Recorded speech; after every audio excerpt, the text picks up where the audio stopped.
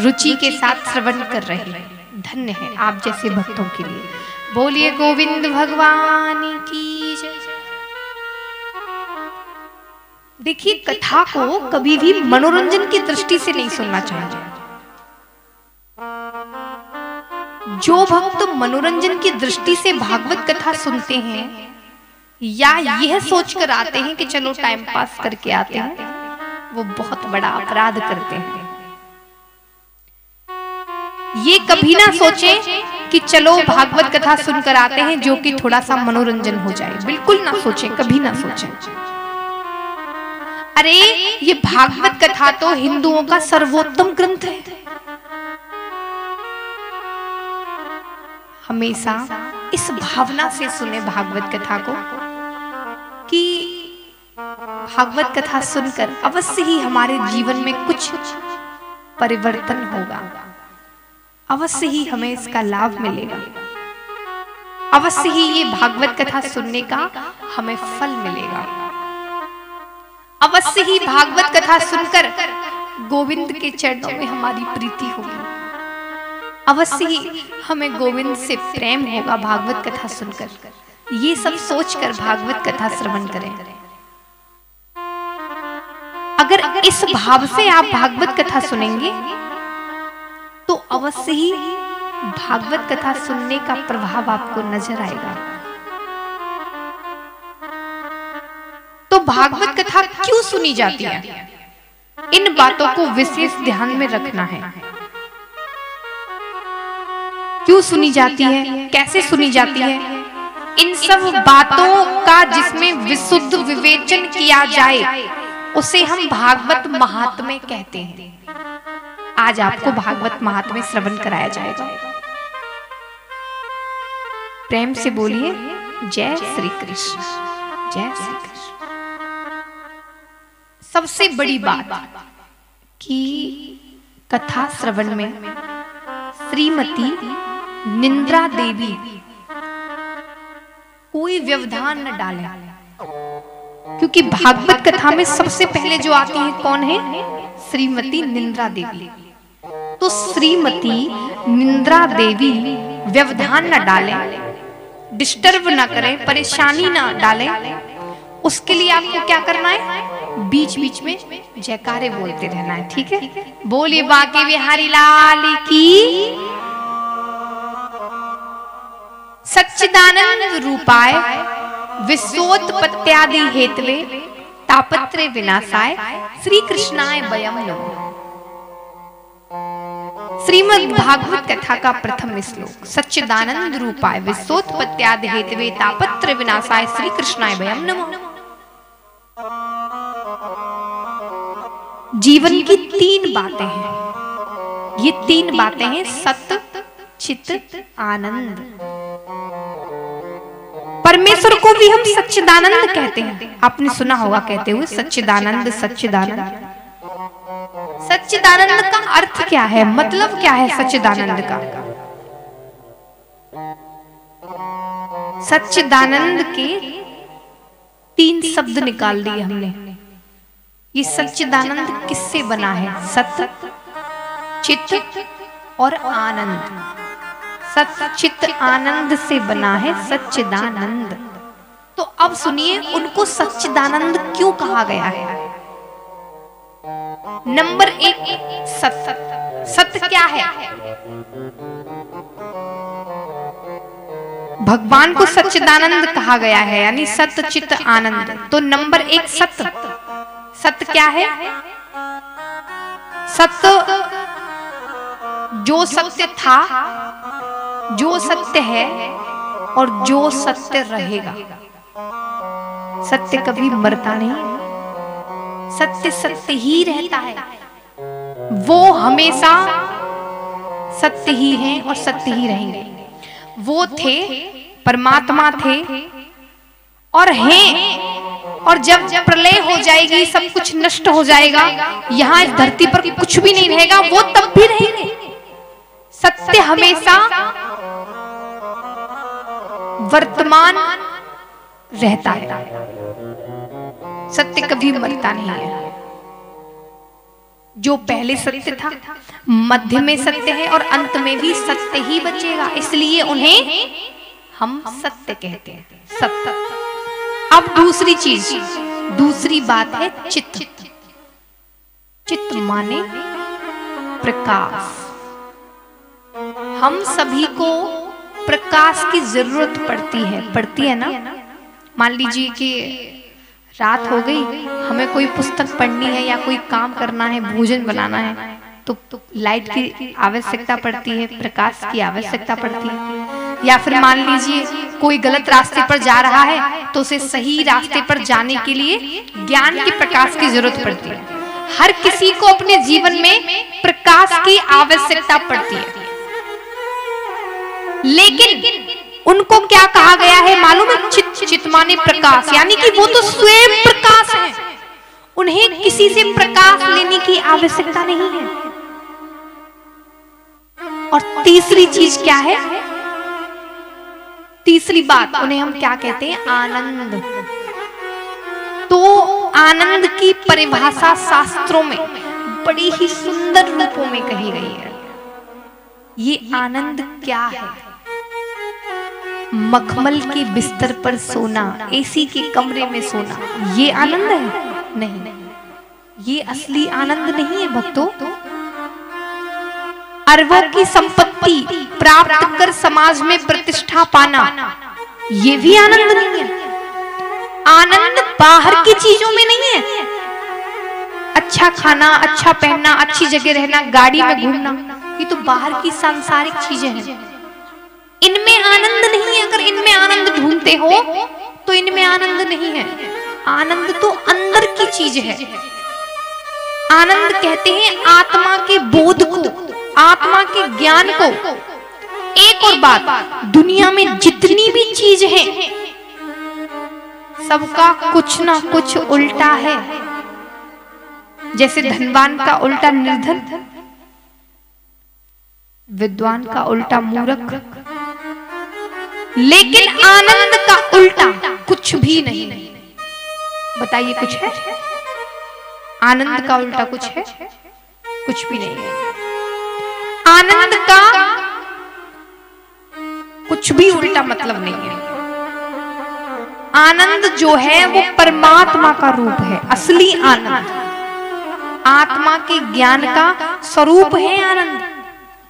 इसीलिए सत्य भी श्री कृष्ण है, चित्त भी श्री कृष्ण है और आनंद भी श्री कृष्ण है। तो असली आनंद वो है, ये दुनिया नहीं। ये तो उनकी रचाई हुई एक माया है जिसे हम आनंद समझ बैठते हैं, और ये उन्होंने जानबूझकर किया है, जो कि इस आनंद में हम उस आनंद को भूल जाए। तो सच्चिदानंद रूपाय विश्वोत्पत्त्यादि हेतवे तापत्रय विनाशाय श्री कृष्णाय वयम नमः। जो विश्व को बनाते हैं, उसका पालन करते हैं और उसको लय कर देते हैं, नष्ट कर देते हैं, जिनकी कृपा विलासता से सारा संसार चलता है, और तापत्रय विनाशा यानी तीनों प्रकार के तापों का जो नाश करने में सामर्थ्य है। दैहिक, दैविक, भौतिक तापा, राम राज कहा हुई व्यापा। तीन प्रकार के ताप हैं। तीनों प्रकार के तापों को जो नष्ट करने वाले हैं, ऐसे श्री कृष्ण भगवान को हम नमस्कार करते हैं। तीन प्रकार के ताप हैं। कैसे? कोई तन दुखी, कोई मन दुखी, कोई धन बिन रहत उदास, थोड़े थोड़े सब दुखी, सुखी राम को दास। तो भक्तों, एक भी व्यक्ति संसार में ऐसा नहीं है जिसके बारे में आप ये कह सकते हो कि ये सुखी है, ये खुश है। कोई भी नहीं है।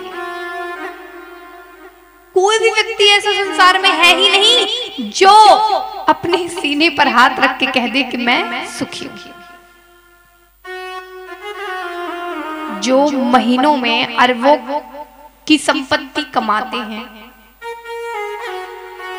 करोड़पति हैं, अरबपति हैं, ऐसे बहुत भक्त हैं, मनुष्य हैं इस संसार में कि जो करोड़ों लाखों अरबों की संपत्ति महीने में कमाते हैं और वो खाते क्या है?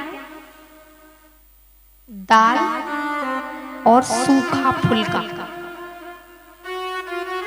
और उनसे पूछे हम कि आपके पास तो पैसे की कमी नहीं है, फिर आप ऐसा भोजन क्यों कर रहे हो? सूखा फुल्का और दाल? तो क्या बोलते हैं?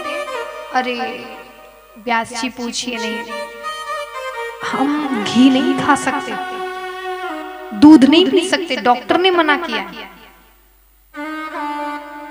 बीपी हाई हो जाएगा या फिर लो हो जाएगा, कुछ न कुछ प्रॉब्लम शरीर में लगी रहती है। तो सोचिए कि इतना पैसा होते हुए भी वो क्या खा रहे हैं? सिर्फ दाल और सूखी रोटी, कुछ अलग तो नहीं खा रहे हैं। वो भी दुखी हैं। उन्हें कौन सा दुख है?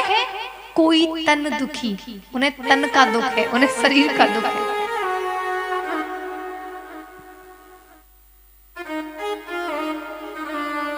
अब कोई भक्त हैं जिन्हें किसी भी बात की कमी नहीं है, अनंत संपत्ति है, लेकिन मानसिक चिंता है,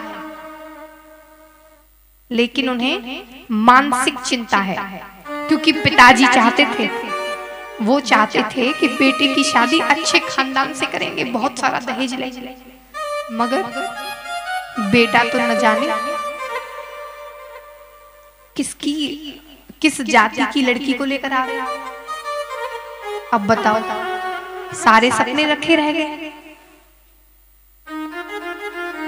ये कौन सी चिंता है? ये कौन सा दुख है? मन का दुख। कोई मन दुखी, अब जीवन भर मन से दुखी रहेंगे बेचारे।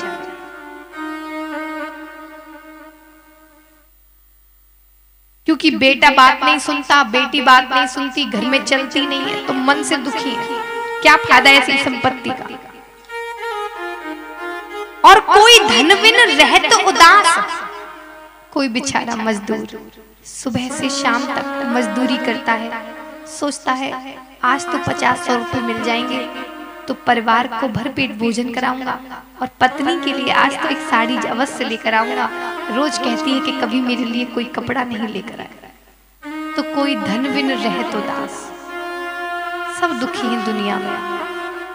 अब आप ये बताइए कि इतने पैसे वाले भी दुखी, बिना पैसे वाले भी दुखी, तो फिर सुखी कौन है? कोई तो सुखी होना चाहिए ना। ऐसा कैसे हो सकता है कि कोई सुखी नहीं है? तो भक्त तो सुखी हैं। कौन? सुख तो केवल गोविंद के कीर्तन में है। सुखी राम को दास, जो राम के दास हैं, सुख तो केवल गोविंद के कीर्तन में है। क्योंकि कहते हैं, क्या कहते हैं? कबीरा सब जग निर्धना, धनवंता नहीं को, धनवंता सोई जानिए, जाको राम नाम धन होए। धन तो वही है, असली धन क्या है? असली संपत्ति क्या है? जिसके पास राम के नाम का धन है।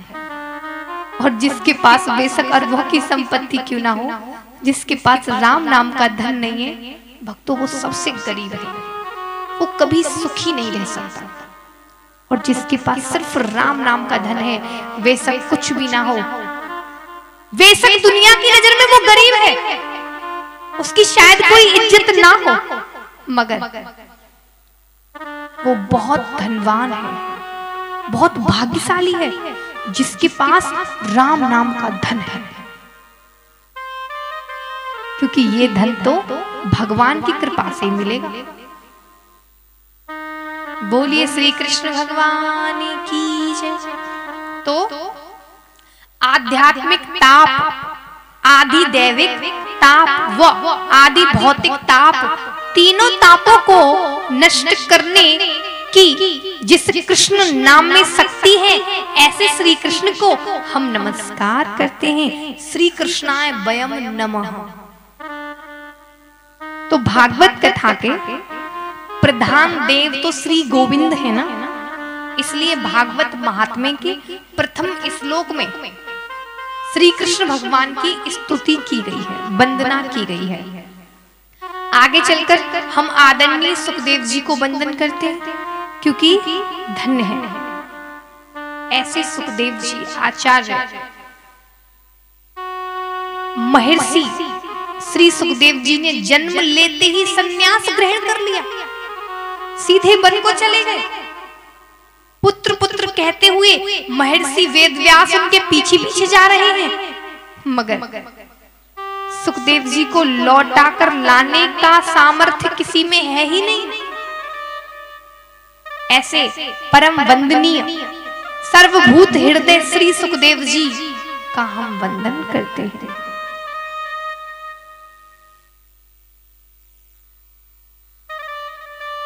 जैसे आज हम इस पवित्र भूमि पर बैठकर आप कथा श्रवण कर रहे हैं, हम आपको कथा सुना रहे हैं, क्योंकि यहाँ सभी देवताओं को विराजमान किया गया है। साक्षात भागवत जी हैं, ठाकुर जी हैं। जैसे आज ये पवित्र स्थल बन चुका है, ऐसे ही भक्तों आइए हम आपको एक जगह ले चलते हैं। कहाँ? नैमिषारण्य क्षेत्र में। नैमिषारण्य क्षेत्र में चलते हैं, जो बड़ी ही पवित्र भूमि है। वहां पर 88,000 सौनकादिक ऋषि संत बैठे हैं। सभी गृहस्थी हैं, ऐसा नहीं है कि गृहस्थ त्याग कर वो संत बन गए, नहीं, सभी गृहस्थी हैं। गृहस्थ में होते हुए सभी भगवान के भक्त हैं, तपस्वी हैं।